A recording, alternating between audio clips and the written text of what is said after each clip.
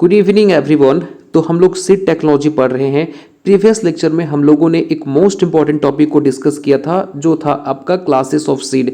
अगर आपने वो लेक्चर को नहीं देखा है तो एक बार जाके डेफिनेटली विजिट कीजिए क्योंकि वो सीड टेक्नोलॉजी का सबसे इंपॉर्टेंट टॉपिक था।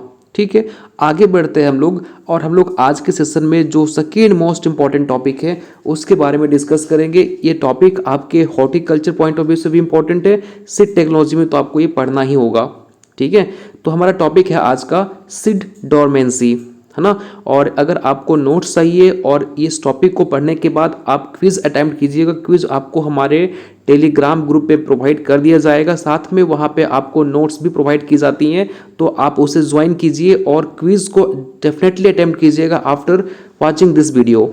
ओके, नो फ्रेंड्स, स्टार्ट करते हैं अपने टॉपिक को। तो सबसे पहले आप कुछ फोटोग्राफ को देखिए। इस फोटोग्राफ को अपने माइंड में रखना, आपको पता चलेगा कि सीड में क्या क्या पार्ट्स होते हैं, है ना। तो सबसे पहले देखिए, आपको ये बड़ा सा दिखाई पड़ रहा है, ये कोटिलीडन है।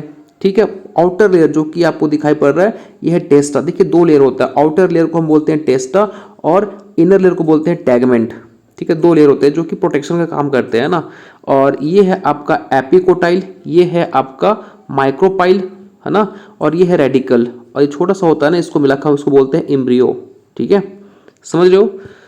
यहाँ पे देखिए ये प्लूम्यूल हो गया, है ना, ये रेडिकल हो गया, यहाँ से रूट निकलेगा, यहाँ से सूट निकलेगा, है ना। रेडिकल से रूट निकलता है और प्लूम्यूल से आपका सूट निकलता है। ये कोटिलीडन हो गया, है ना, और ये टेस्टा। ठीक है, ये फोटोग्राफ देखिए जरा, समझ रहे हो। तो इसको मिला के हम क्या बोल रहे थे, एम्ब्रियो बोल रहे थे ना। देखिए ये क्या है, ये एम्ब्रियो है। नो फ्रेंड्स, तो देखिए सबसे पहले समझते हैं सीड डोरमेंसी क्या होता है। तो देखिए इस जो डेफिनेशन है इसको हम समझेंगे, बट उससे पहले आप हमारे एक छोटे से एग्जाम्पल पे फोकस कीजिए। ये एग्जाम्पल समझ गए तो आपको सीड डोरमेंसी का मतलब भी समझ में आ जाएगा। ठीक है, अगर आपने नहीं आज तक पढ़ा है तो देखिए सबसे पहले अगर मैं बात करूं कि एक इंसान है, मैं आप ही को मान के चलता हूँ, या फिर कोई एक ऐसा इंसान है जिनकी तबीयत बहुत ख़राब है। ठीक है, और उनको खाने पीने का बहुत शौकीन था, खेलने कूदने का काफ़ी शौकीन है वो। तो उनके सामने आप रसगुल्ला ला के रख दो, पेड़ा ला के रख दो, कितना भी तरह के वैरायटीज़ आप उनके सामने ला के रख दो, चाहे जो उनके मनपसंद खेल है वो भी ला के दे दो, तो वो अनकंफर्टेबल होगा, वो खेल नहीं पाएगा, वो खाना भी पसंद नहीं करेगा, जस्ट बिकॉज ऑफ कि वो क्या है, अनफिट है, तो वो अभी हेल्दी नहीं है। जब वो हेल्दी होते तो फिर आप देते तो भाई उस पर टूट पड़ते हो, तो पार्टी बनाते, लेकिन ऐसा कुछ अभी वो नहीं कर पा रहे हैं। तो इसी तरह से सीड के कंडीशन में भी होता है कि जब सीड जो होते हैं ना वो जब वो डोरमेंसी में होते हैं तो उस टाइम आप उनको कितना भी तरह के फेवरेबल क्लाइमेट दे दो, चाहे प्रॉपर उसको मॉइस्चर मिल रहा है, टेम्परेचर मिल रहा है, वाटर मिल रहा है, गैस मिल रहा है, सब कुछ मिल रहा है, फिर भी वो ग्रो नहीं कर पाएंगे।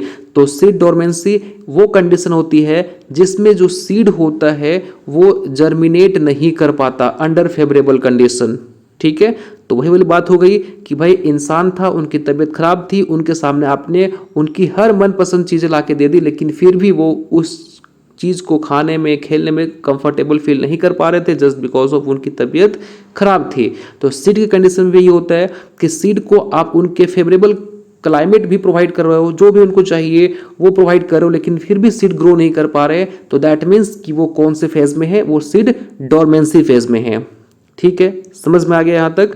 तो इसी को बोलते हैं हम लोग सीड डोरमेंसी। नो फ्रेंड्स, हम लोग अब बात करते हैं causes of seed dormancy. Seed dormancy जो है वो कॉज कैसे होता है, तो इनके पीछे बहुत सारे फैक्टर हैं जो रिस्पॉन्सिबल होते हैं। उनमें से आप सब फैक्टर को भूल जाना चलेगा, लेकिन जो सबसे इंपॉर्टेंट फैक्टर है उसको आप मत भूलिएगा, वो है immaturity of the seed embryo.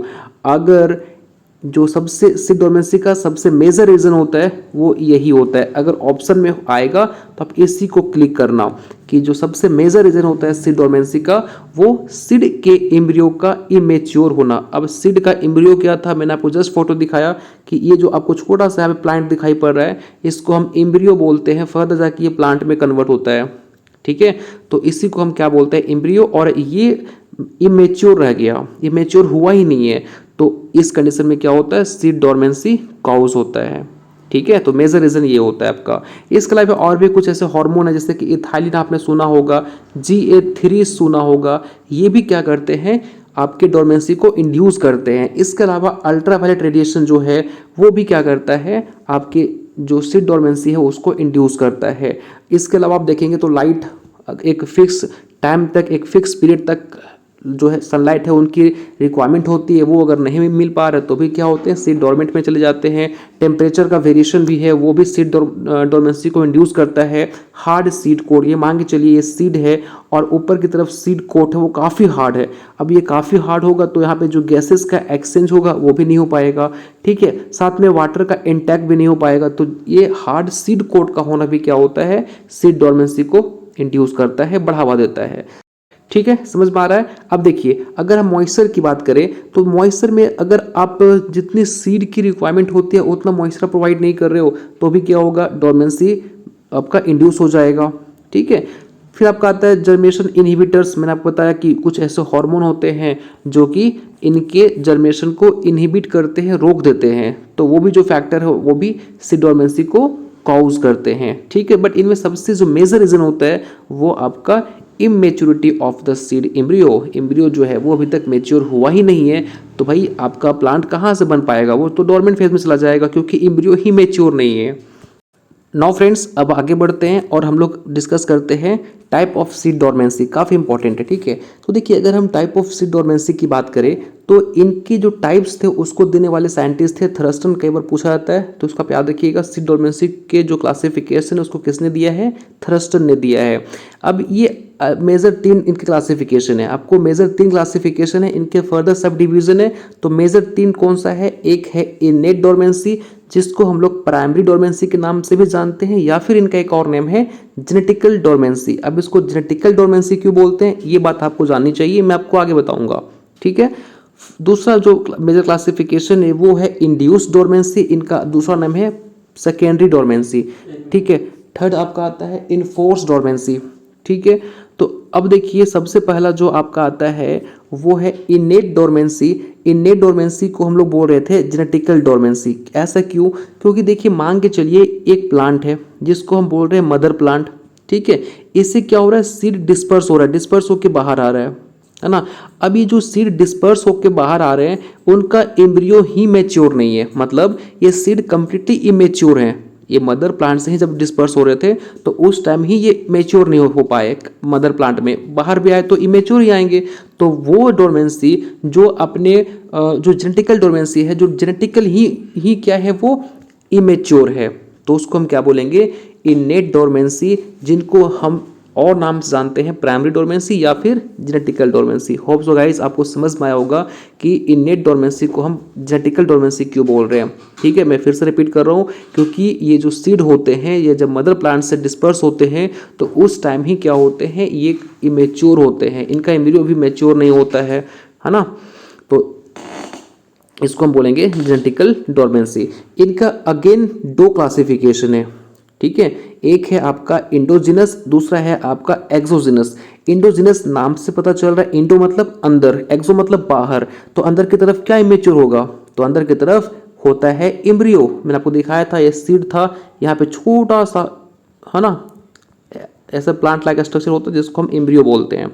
तो ये एम्ब्रियो ही क्या है, इमेच्योर है, तो उसको हम बोलेंगे इंडोजिनस डोरमेंसी।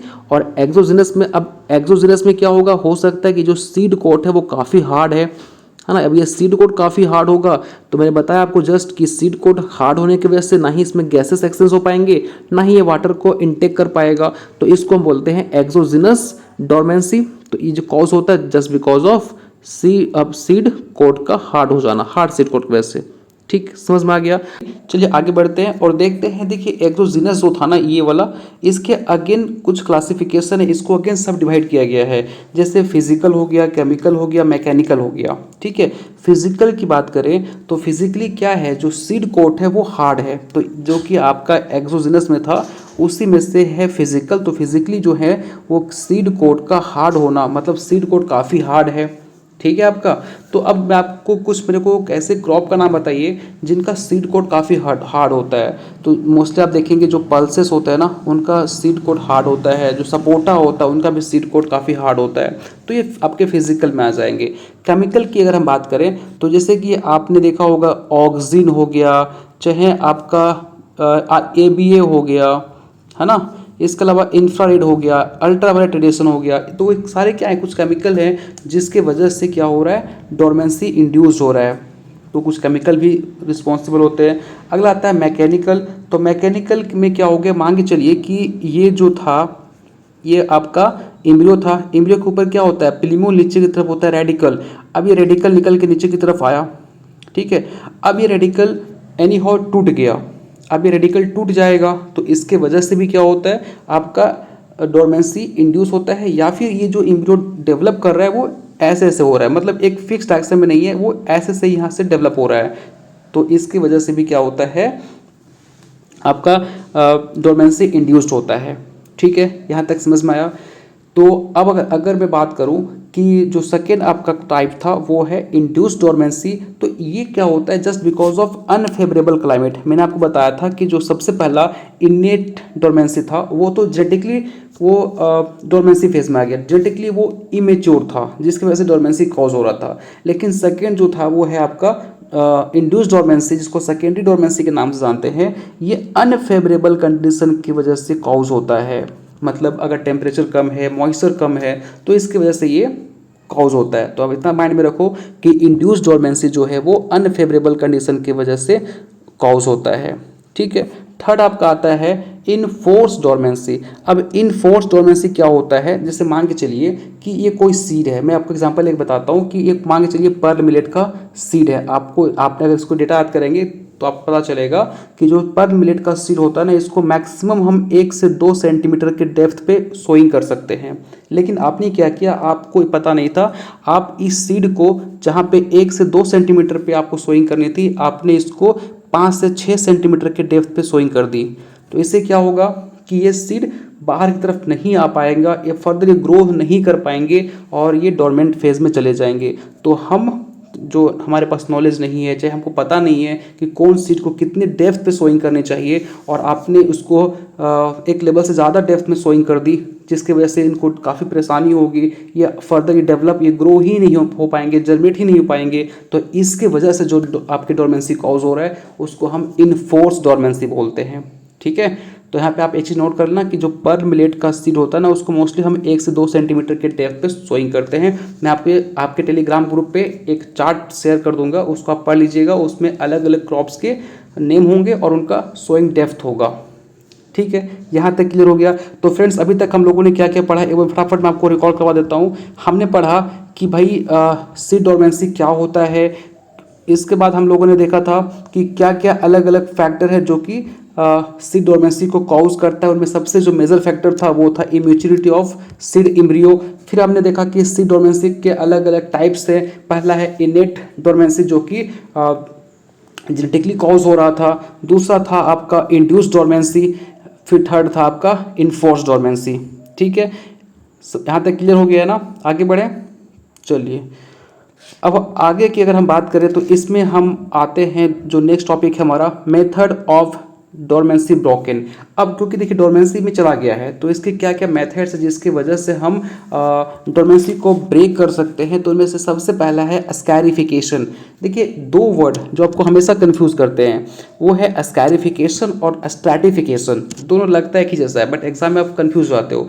देखिए स्कैरिफिकेशन की जब हम बात करेंगे तो इसमें आपका केमिकली हम डोमेस्टिक को ब्रेक करते हैं और मैकेनिकली भी हम डोमेस्टिक को ब्रेक करते हैं। लेकिन जब हम स्ट्रैटिफिकेशन की बात करेंगे तो इसमें केवल और केवल हम टेम्परेचर का यूज़ करते हैं for the broken of seed dormancy. लेकिन बस ये डिफरेंस याद रखिएगा, स्कैरिफिकेशन में हम केमिकल मेथड को भी यूज़ करते हैं और मैकेनिकल मेथड को भी यूज़ करते हैं डोरमेंसी को ब्रेक करने के लिए। लेकिन स्ट्रैटिफिकेशन में हम केवल और केवल टेम्परेचर का यूज़ करते हैं for the broken of seed dormancy. ठीक है, अब देखिए वन बाय वन डिस्कस करते हैं। सबसे पहला आता है आपका स्कैरिफिकेशन। यहाँ पे कुछ इंपॉर्टेंट बातें हैं उसको आप नोट करते चलना, वैसे मैं आपको इसका नोट्स जो है वो प्रोवाइड कर दूंगा। ठीक है, तो सबसे पहले क्या आया स्कैरिफिकेशन। इसमें क्या होता है कि अगर मैं केमिकली की बात करूं तो कुछ ऐसे केमिकल हैं जिनका यूज़ करके हम सीड डोरमेंसी को ब्लॉक कर सकते हैं, तोड़ सकते हैं। वो क्या है, सबसे पहला देखिएगा जो मैं लिख रहा हूँ उसको आप नोट करते चलिए, मोस्ट इंपॉर्टेंट है KNO3। इसको हम स्ट्रॉन्गेस्ट डोरमेंसी ब्रेकर बोलते हैं। मतलब अगर कोई सीड के ऊपर आप ये जो एसिड है इसका स्प्रे कर दोगे तो dormancy within minute break हो जाएगा। तो इसलिए सबसे स्ट्रॉन्गेस्ट अगर कोई केमिकल है जिसका यूज़ हम करते हैं for the broken of seed dormancy तो वो है आपका KNO3। ठीक है, समझ में आ गया। दूसरा है आपका H2SO4, है ना, सल्फ्यूरिक एसिड आप सुना है आपने। तो H2SO4 जो होता है ना वो सबसे ज़्यादा यूज़ किया जाता है। तो आपसे पूछेगा भाई कि सबसे स्ट्रॉन्गेस्ट कोई केमिकल का नाम बताओ जो कि सीड डोरमेंसी को ब्रेक करता है, तो KNO3 है। कोई ऐसे केमिकल का नाम बताओ जो सबसे ज़्यादा यूज़ करते हैं लोग for the broken of seed dormancy, तो H2SO4 हो गया। और केवल क्वेश्चन आता है कि सबसे बेस्ट कौन सा है जिसका यूज़ करते हैं सीड डोरमेंसी को ब्रेक करने के लिए, तो आपने सुना होगा थायोयूरिया। थायोयूरिया नाम सुना होगा आपने, या फिर GA3 का यूज़ आपने सुना होगा। तो देखो थायोयूरिया जो होता है ना इसका यूज़ हम करते हैं पोटैटो में। थायोयूरिया का यूज़ करते हैं पोटैटो में सीड डोरमेंसी को ब्रेक करने के लिए।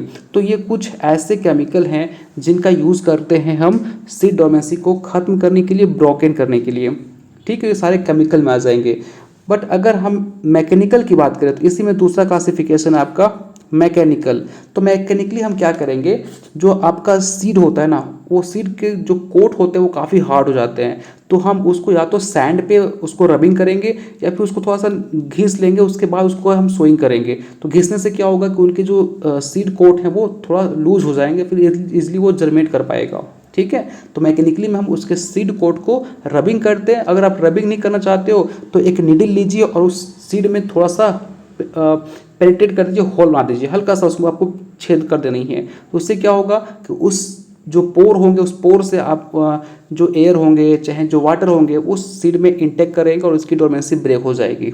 ठीक है, तो एस्कैरिफिकेशन में हम मैकेनिकल मेथड का यूज़ करते हैं और केमिकल मेथड का यूज़ करते हैं for the broken of seed dormancy. Is it clear? यहाँ तक क्लियर हो गया है। नो, आगे बात करते हैं कि एस्कैरिफिकेशन का यूज़ जो है वो किस फैमिली के क्रॉप पे है यूज़ करेंगे, ये पूछा जाता है कई बार।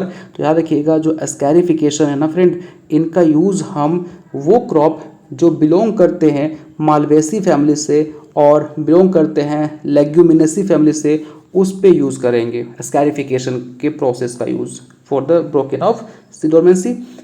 ठीक है, यहाँ तक क्लियर हो गया। नो, अगला आता है hot water treatment. Hot water नाम से पता चल रहा है कि पानी को गर्म करेंगे, उसमें सीड को डाल देंगे, जिससे जो आपका सीड डोरमेंसी है वो खत्म हो जाएगा। अब ऐसा नहीं करना है कि पानी को पूरा खौला दिया और उसमें डाल दिया सीड को, तो ऐसे में सीड आपकी इंजरी हो सकती है। तो हमको पानी एक जो फिक्स टेम्परेचर होता है उस टेम्परेचर तक गर्म करनी है और उसमें सीड को डाल देनी है। ठीक है, तो अगर हम बात करें, देखिए कुछ ऐसे सीड हैं, जैसे मान के चलिए एग्जांपल लेता हूँ ब्लैक बंगाल ग्राम का और फिर जो है ग्राउंडनट का। ये वो सीड होते हैं ना जिनको आप गर्म पानी में 1 मिनट से ज़्यादा देर तक रख दिए, मतलब इनके सीड आपने पानी गर्म किया और इनके सीड को आपने पानी में डाल दिया और टाइम अगर 1 मिनट से ज़्यादा हो जाएगा तो ये जो सीड है वो इंजर्ड हो जाएंगे, ख़राब होना स्टार्ट हो जाएंगे, फर्दर ये सीड आपके किसी काम के लायक नहीं रहेंगे। ठीक है, तो सबका आपको पता होना चाहिए कि कौन से सीड को कितनी देर तक रखनी है। ठीक है, समझ में आया। और इसका यूज़ हम जो लेग्यूमिनस क्रॉप होते हैं ना उसमें भी कर सकते हैं। नो फ्रेंड्स, आगे बढ़ते हैं। अगला मेथड है आपका स्ट्रैटिफिकेशन। देखो स्ट्रैटिफिकेशन की अगर हम बात करें ना तो इनमें से थोड़ा ध्यान से समझना, स्ट्रैटिफिकेशन में 2 मेथड आता है, एक आता है कोल्ड मेथड, एक आता है आपका वार्म मेथड। कोल्ड मेथड में क्या करते हैं, जो सीड होता है उसको हम ऐसे क्लाइमेट में रख देते हैं, मतलब आप जिस रूम में सीड को रखे हो उस रूम का जो टेम्परेचर है वो 0 से लेके 5 डिग्री सेल्सियस तक होनी चाहिए। अगर आप सीड को 0 से लेके 5 डिग्री सेल्सियस तक क्लाइमेट में रख दोगे तो ऑलरेडी क्या होगा, उस सीड का डोरमेंसी ब्रेक हो जाएगा। ठीक है, अगर वार्म की बात करें तो आपको 40 to 45 degree Celsius temperature maintain करनी है जहाँ पे आपने सीड को रखा है। और यहाँ पे अगर हम मॉइस्चर की बात करें तो अप टू 50%, ना 50% से ज़्यादा ना ही 50% से कम, तो 15% आपको मेंटेन करके चलना है मॉइस्चर। और जो टेम्परेचर होगा वो 40 to 45 degree Celsius for the warm, और कूल के लिए बात करें तो 0 टू 5 डिग्री सेल्सियस। ठीक है, समझ में आया। तो अब 0 से 5 डिग्री सेल्सियस तक तो सर हम मेंटेन कर लेंगे अपने क्लाइमेटिक कंडीशन को, लेकिन कब तक सर, तो ये कुछ दिनों में भी डोमेस्टिक ब्रेक हो सकती है, कुछ महीने भी लग सकते हैं, है ना, समझ गए। तो जैसे कि आपने यहाँ पे यूज़ करेंगे चेरी हो गया, ऑयल पाम हो गया, कॉल क्रॉप हो गया, उसका यूज़ करते हैं। उसमें हम कोल्ड क्लाइमेट को यूज़ करते हैं मॉइस्ट आपके डोमेस्टिक को ब्रेक करने के लिए। और जितने भी सीरियल्स क्रॉप हैं, है ना, जो भी आपके ग्रामीणी फैमिली से बिलोंग करते हैं, तो वो हम उसमें यूज़ करेंगे वार्म क्लाइमेट। ठीक, यहाँ तक क्लियर हो गया। अगला आता है आपका, मैं इसको इरेज करता हूँ, ठीक है। अगला आता है आपका लिचिंग ऑफ मेटाबोलाइट। इसमें क्या होता है, देखिए कुछ ऐसे फैक्टर होते हैं, कुछ ऐसे इम्प्यूरिटीज़ होते हैं जो सीड के अंदर आ जाते हैं। एनी हो, किसी हो सकता है वो इरिगेशन कर रहे होंगे, या फिर हो एनी रीज़न हो सकता है जिसकी वजह से वो सीड में आ गया और सीड के जर्मिनेशन को इनहिबिट कर रहा है, उसके जर्मिनेशन को रोक रहा है। तो हम क्या करेंगे, कुछ ऐसे एसिड का यूज़ करेंगे जिससे हम वो इम्प्यूरिटीज़ को जो कि ग्रोथ में बाधा डाल रहा है उसको रिमूव कर दें। तो उसको हम क्या बोलते हैं, लीचिंग ऑफ मेटाबोलाइट। ठीक है, मतलब कि वो फैक्टर जो रिस्पॉन्सिबल हो रहा था सीड को जर्मेट करने में, मतलब सीड को जर्मेट नहीं करने दे रहा था, तो उसको हम एलिमिनेट कर देते हैं और इसी को बोलते हैं लीचिंग ऑफ मेटाबोलाइट। ठीक है, जैसे कि आपने देखा होगा सनफ्लावर के केस में हम इनके सीड को HCN से क्या करते हैं, एससी में डाल देते हैं, जिससे क्या होगा कि इसके अंदर जितने भी आपके जो फैक्टर होंगे जो कि इसको जर्मेट करने नहीं दे रहे थे, वो यहाँ से सारे लीच आउट हो जाएंगे, बाहर हो जाएंगे, है ना। तो ऐसा भी हम यूज़ करते हैं। ठीक है, यहाँ तक क्लियर हो गया। तो फ्रेंड्स देखिए, अभी तक मैंने आपको बताया कि सीड डोरमेंसी क्या होता है, इनके क्या क्या टाइप्स होते हैं, है ना। इसके बाद मैंने बताया आपको कि क्या मेथड्स होता है जिसका यूज़ करके हम सीड डोरमेंसी को ब्रेक कर सकते हैं। उसमें मैंने आपको बताया स्कैरिफिकेशन में 2 मेथड था, मैकेनिकल मेथड, केमिकल मेथड। कुछ इंपॉर्टेंट केमिकल के नाम मैंने आपको बताया जिसका यूज़ करते हैं हम सीड डोरमेंसी को ब्रेक करने के लिए। मैकेनिकल भी हमने आपको बताया, मैकेनिकल में हम क्या करते हैं, मोस्टली रबिंग कर देते हैं या फिर उसमें नीडल से छेद कर देते हैं, पोर बना देते हैं। फिर मैंने बताया आपको हॉट वाटर ट्रीटमेंट, इसमें हमने बताया आपको कि इसमें हम पानी को गर्म करते हैं, उसमें डाल देते हैं सीड को और फिर कुछ समय के बाद उसकी डोरमेंसी ब्रेक हो जाती है। मोस्टली हम लेग्यूमिनस क्रॉप में यूज़ करते हैं। ठीक है, इसके बाद मैंने आपको बताया स्ट्रैटिफिकेशन में हम टेम्परेचर का यूज़ करते हैं। जिस रूम में आप सीड को रखे हुए हो उस रूम के टेम्परेचर को हम मॉडिफाई कर देंगे। इसमें आप 2 पढ़ा, कोल्ड और वार्म। कोल्ड के लिए जो है आपका कोल्ड के लिए 0 से 5 डिग्री सेल्सियस को मेंटेन करते हैं कुछ घंटों के लिए, कुछ महीनों के लिए। ठीक है, जिससे सीड डोरमेंसी ब्रेक हो जाती है। मोस्टली हम जो आपके चेरी हो गया, ऑयल पाल्म हो गया, कॉल क्रॉप्स हो गया, उसमें यूज़ करते हैं। फिर मैंने आपको बताया हॉट वाटर या फिर वार्म क्लाइमेट, ये जो है यहाँ पे आपको climate 40 to 45 degree Celsius maintain करनी है कुछ दिनों तक और कुछ महीनों तक। और अगर इसमें मॉइस्चर की बात करें तो आपको 15% से ना मॉइस्चर कम करनी है ना ज़्यादा करनी है। ठीक है, जो कि जितने भी आपके ग्रामीणी फैमिली के क्रॉप्स होते हैं उसमें हम इसको यूज़ करते हैं। फिर मैंने बताया आपको लीचिंग ऑफ मेटाबोलाइट। इसमें मैंने बताया कि कुछ ऐसे फैक्टर होते हैं, कुछ ऐसे इम्प्यूरिटीज़ होते हैं जो सीड के अंदर आ जाते हैं और सीड के जर्मिनेशन को इनहिबिट करते हैं, तो उसको हम एलिमिनेट कर देते हैं bye means of by the chemicals. जैसे कि मैंने बताया आपको एग्जांपल कि सनफ्लावर में हम HCN का यूज़ करते हैं ये जो ये फैक्टर को रिमूव करने के लिए। तो इसी को हम क्या बोलेंगे, लीचिंग ऑफ मेटाबोलाइट। ठीक है, अब देखिए, अब पढ़ने जा रहे हैं एक मोस्ट इंपॉर्टेंट कंसेप्ट जो है आपका सीड प्लॉट टेक्निक्स। अब देखिए सीड प्लॉट टेक्निक्स क्या होता है। सबसे पहले तो आप मेरे को बताइए, आपने इंटोमोलॉजी पढ़ा है? हाँ सर, मैंने तो इंटोमोलॉजी पढ़ा है सर, 3 रात मैंने रटा है ना। तो आप मेरे को बताइए कि आपके सामने जो स्क्रीन है उस पर एक इंसेक्ट का एक पेस्ट बोल सकते हो, उनका इमेज दिखाई पड़ रहा है। तो बताइए ये कौन सा पेस्ट है, पहचान पा रहे हो? हाँ सर, ये तो देखा देखा लग रहा है लेकिन क्या है मैं समझ नहीं पा रहा हूँ। हाँ, ये सोच रहे हो ना आप। देखो इसको बोलते हैं एफिड। ये क्या है? एफिड है ना, ये एफिड है। आपको पता है कि एफिड जो होता है ना वेक्टर की तरह काम करता है वायरस के लिए, है ना। आप जानते हो कि नहीं जानते हो? हाँ जानते हैं सर कि एफिड है और एफिड जो होता है वेक्टर की तरह काम करता है, वाहक की तरह काम करता है वायरस के लिए, है ना। तो अब देखिए, तो ये बात जो है वो पता चला किसको? ये बात पता चली पुष्कर नाथ को। पुष्कर नाथ ने ये बात पढ़ी कहीं पे, तो उसके मन में एक आइडिया आ गया। वो क्या किया, इन्होंने एक तरीका यूज़ किया कि भाई हम क्या करें कि जो प्लेन एरिया होते हैं ना, देखिए मोस्टली जो आपका एफिड का अटैक होता है ना वो प्लेन एरिया में होता है ना। तो इन्होंने क्या सोचा कि क्यों ना हम ऐसा काम करें कि कुछ ऐसा टेक्निक का यूज़ करें जिसके वजह से जो आपका एफिड है उस पे हम कंट्रोल पा सके, इस पे हम इनके जो फैलने का जो रेट होता है उस पर हम कंट्रोल पा सके। तो जिससे क्या होगा, आपका वायरल डिजीज़ नहीं होगा। क्यों? क्योंकि ये क्या करते हैं, वायरस को लेके जाते हैं और किसी दूसरे प्लांट के ऊपर छोड़ देते हैं, फिर वहाँ पे वायरल डिजीज़ हो जाता है ना। तो अगर आप इसको कंट्रोल कर देंगे तो वायरल डिजीज़ नहीं होगा। तो मोस्टली इतना आपको याद रखना है कि सीड प्लॉट टेक्निक में हम एफिड जो है उस पर काम किया गया था, और इसका जो मेन साइंटिस्ट थे जिन्होंने डिस्कवर किया इस टेक्निक को वो थे पुष्करनाथ। इन्होंने 1967 में इस टेक्नोलॉजी को डेवलप किया था, जिसका मोस्टली एम था कि वायरल डिजीज़ को कंट्रोल करना। वायरल डिजीज़ को मोस्टली कंट्रोल आप कर सकते हो, इसको कंट्रोल करके आप एफिड को रोक दीजिए, वायरल डिजीज़ आपका ऑटोमेटिक रुक जाएगा। ठीक है, तो इसको बोलते हैं सीड प्लॉट टेक्निक्स। ठीक है फ्रेंड्स, होप सो आपको आज का लेक्चर समझ में आया होगा।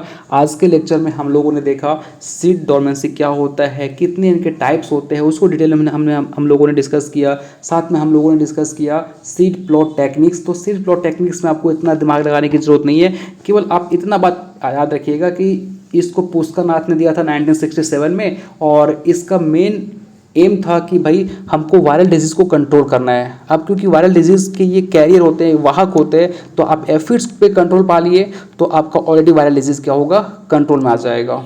ठीक है, तो इसलिए हम इस टेक्निक का यूज़ करते हैं, एसपीटी सीड प्लॉट टेक्निक। ठीक है, तो फ्रेंड्स अगर वीडियो समझ में आया होगा तो इनके नोट्स आप डाउनलोड कर लीजिएगा हमारे टेलीग्राम ग्रुप से, लिंक डिस्क्रिप्शन बॉक्स में गिवन है। और ये लेक्चर देखने के बाद हमारे टेलीग्राम ग्रुप पे जाइएगा, वहाँ पे क्विज़ेस अटैम्प्ट कीजिएगा, जिससे बेनिफिट आपको ये होगा कि जितने भी आपके सेमेस्टर एग्ज़ाम हो, चाहे कॉम्पिटिटिव एग्जामिनेशन हो, आपको एक आइडिया मिल जाएगा कि इस टॉपिक से क्वेश्चन कैसे पूछा जाता है। और यहाँ पे वो क्वेश्चन होंगे इस क्विज़ के अंदर जिसको किसी न किसी एग्ज़ाम में पूछा गया है। ठीक है, तो रियली काफ़ी हो जाता है आपके एग्जामिनेशन पॉइंट ऑफ व्यू से और आपके लिए भी। तो क्विज़ को डेफिनेटली अटैम्प्ट कीजिए। तो मिलते हैं फ्रेंड्स नेक्स्ट वीडियो में। कोई भी डाउट हो तो कमेंट बॉक्स में डेफिनेटली पूछिएगा। Okay, bye bye.